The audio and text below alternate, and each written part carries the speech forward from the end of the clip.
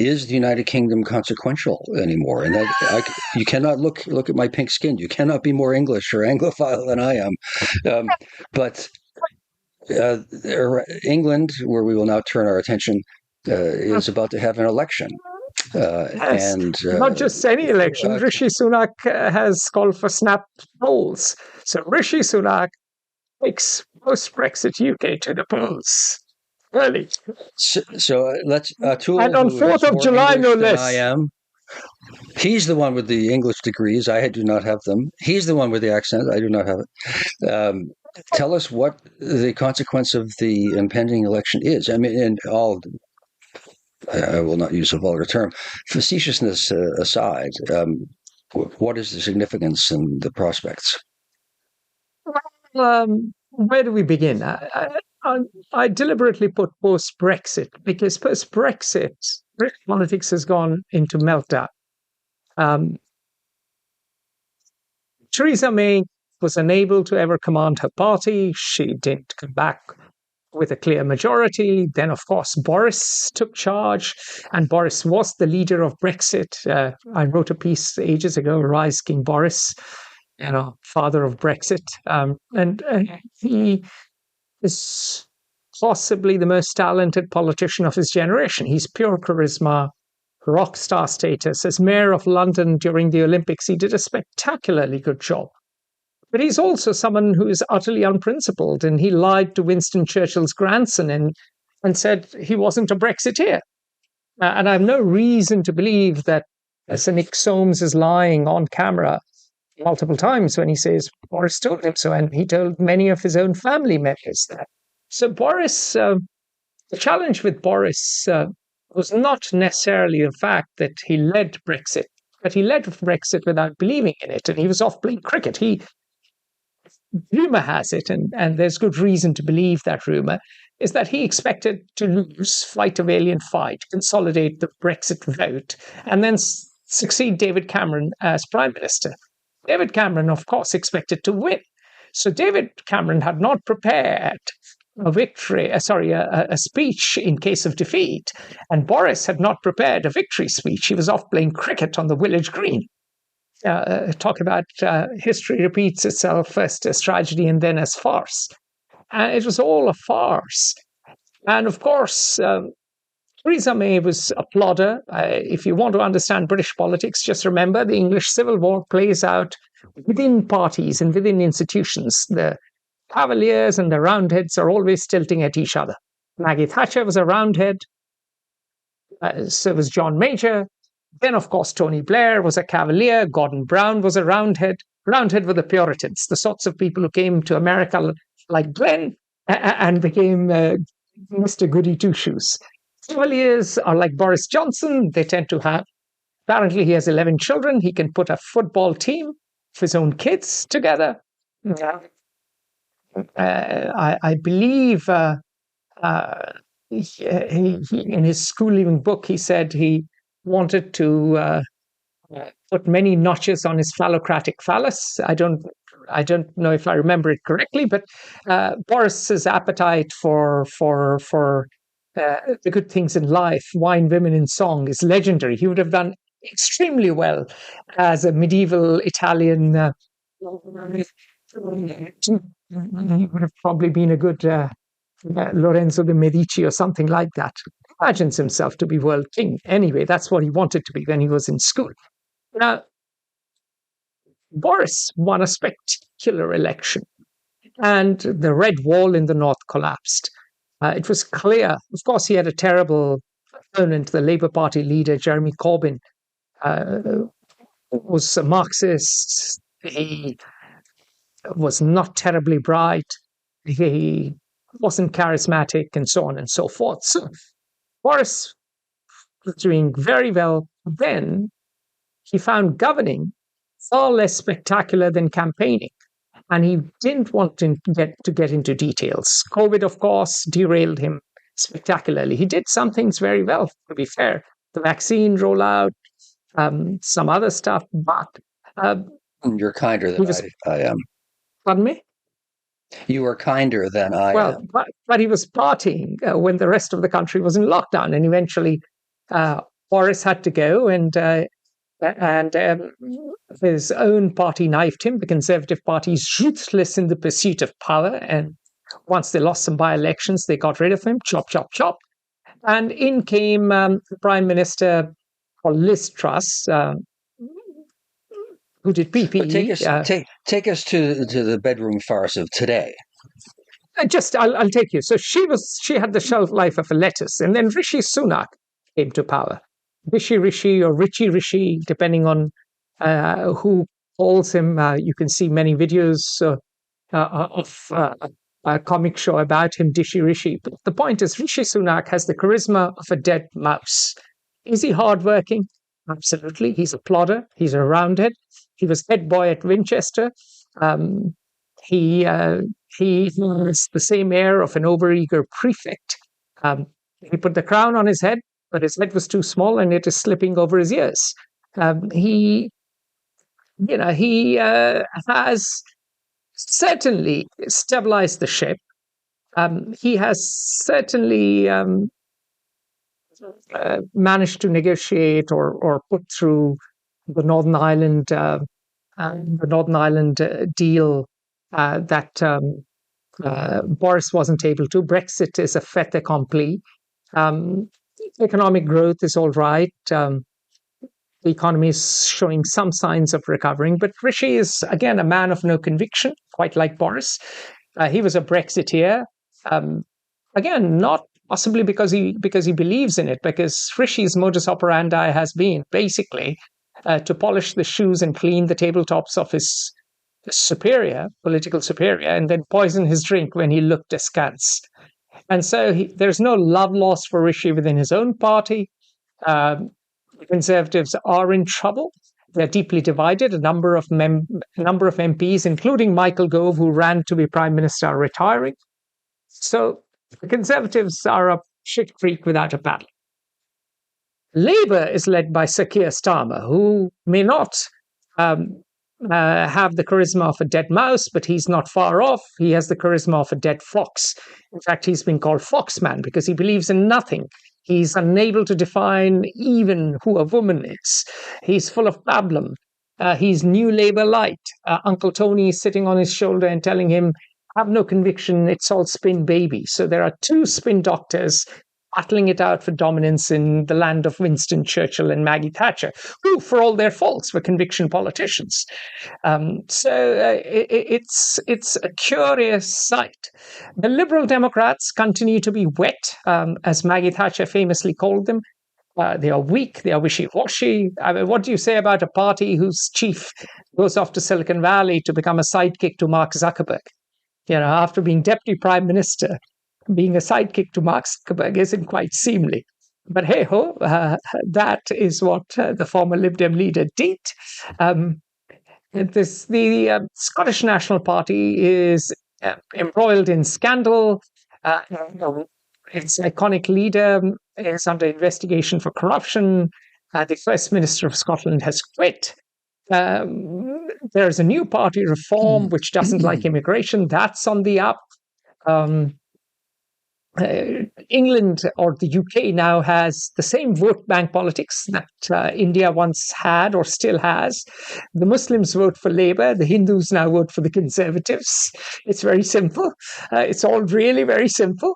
Of course, the working classes will go back to Labour after flirting with Boris.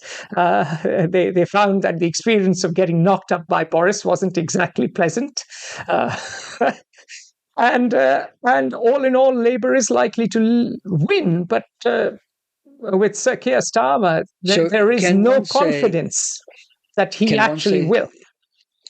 Is it fair to say that the election or the electorate in the UK is frustrated?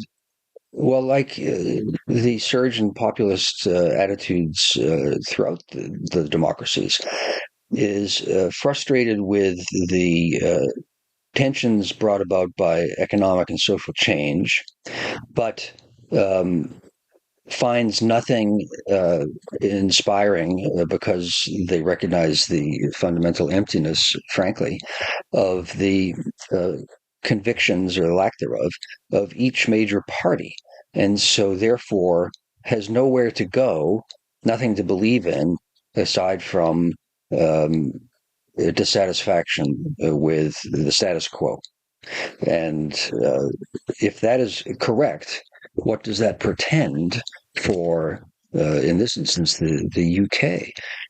When it's almost this nihilistic present and future that my sense is the two parties are presenting and the electorate feels. It's a very good question, Glenn. The decline in social cohesion in the UK is stark. Now, even during my time, from my time at Oxford, when I was at Oxford, food was still terrible. The education was still spectacular. The tutorial system was painful and wonderful at the same time. One tutor taught two students. The institutions were robust. Over the years, the decline in public life in the UK is spectacular. Now, UK has gone through these phases before. All right, there were there were rotten boroughs. There was massive corruption in public life. There was an amateurism to public life, and UK managed to reform, and UK came through. So perhaps the question is it just a cyclical downturn, or is it a steady slide, or not a steady slide, or a steep slide? You're on the Black Diamond ski slope now. We don't know, but what we do certainly know is the sorts of people running for public office are mediocre. Politics increasingly has become all about spin. Let's look at Tony Blair. Tony Blair came as a spin doctor. Alistair Campbell was a spin doctor. He was not a man of great conviction, but by the end, he showed some backbone on Iraq, maybe misplaced. I think it was completely misplaced, but still, he matured. David Cameron did financial public relations, and basically, yes, he was organized, he was charismatic, he was extraordinarily confident, he's a great communicator, but he was all spin. And the cavalier attitude with which he handled serious issues was not in the best interests of the country, as Brexit demonstrated. And immediately after his premiership, he ended up getting involved in a massive financial scandal. The Financial Times did a great video on that. And so he wasn't exactly a man, or he isn't exactly a man of high probity. He's back as Foreign Secretary. And if you look at each of the characters across various parties, not just Conservatives, across various parties, you do not have leaders. You have box tickers, you have social media monkeys, you have lib debaters. I know some of them who have as much water as the Sabarmati in summer. And Sabarmati is the river by which Gandhi made his ashram, which is dry in summer. So they really don't have intellectual ballast or conviction. So it's a very worrying situation for British democracy. And of course, the demography has changed, and that has caused uncertainty. You have huge immigrant population now. You have Pakistani population, the Bangladeshi population. The Indians are better assimilated, but their very success sometimes leads to unease. Even if you go to the northernmost Scottish town, you'll find Curry House. British towns have changed completely. Some of these minorities haven't assimilated as well, and have caused problems. America is always viewed as from outside and by itself as the land of immigrants, and that is true. But England, France, Germany, each have higher percentages of non-native born residents and citizens than the United States does today. So I wonder if, to conclude, if it's possible to conclude, because no story ever ends, I guess. Well, first, I would take. I have a different interpretation of Blair, but that's ancient history now. Um, I'm more sympathetic to what Blair, I think, did for Great Britain. But no matter. Sorry. Uh, if both parties and their leaderships are compromised through lack of principle and defined as Both electoral intellect and shavers and character. so on, Deficient in both intellect and character is what I would call them. is England different than other Western societies, and the United States included, in being possibly susceptible to the appeal of a strongman leader? Because if both parties are discredited and seem not to believe in anything, or their beliefs have been repudiated by electorate and party members themselves, uh, is the election significant as a table setter, possibly for worse to come, or am I wildly extrapolating? No, I think England is unlikely to suffer the strongman syndrome because they take the mickey out of everyone. And Prime Minister's questions on Wednesday mean that you are constantly attacked, harangued, and shown to be human. In fact, Boris Johnson's decline began after Ed Miliband destroyed him on the parliamentary floor. And he just went in unprepared, which was a silly thing for him to do. What this implies more is not so much what the implication of this development is not so much strongman politics in the UK, but more fragmented, more opportunistic, more coalition type politics going forward, because the parties are declining and the parties are out of sync. It also may lead to some kind of moral renewal in the future. But as of now, the lack of principle is playing. I mean, for a very simple thing, the fact that Rishi's wife was a non-domicile and not paying taxes whilst he was Chancellor of the Exchequer causes a lot of heartburn. And so more than strongman politics, the divisions within society could lead to a more divided parliament and could lead to more logjam. So expect more Italian-style parliament than a strongman culture. The same probably holds true for many other countries. The risk of a strongman is higher in France because that is a presidential system, Glenn, and the risk for a populist far-right rising is higher even for Germany because of this immigration and because of the lack of assimilation of many of the Muslim immigrants in Germany. And the fact that many Germans genuinely feel unsafe in Muslim areas, especially areas which disproportionately vote for Erdogan and are not educated, are under the thumb of mullahs, and frankly do not buy into the liberal values of the host country. So expect a clash of cultures more than the emergence of a strong man. So I guess our conclusion then is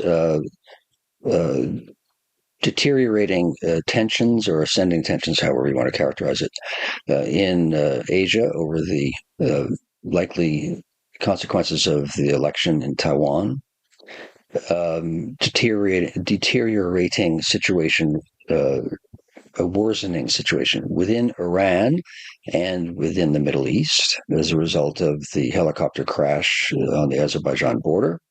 And it seems continuing and even deepening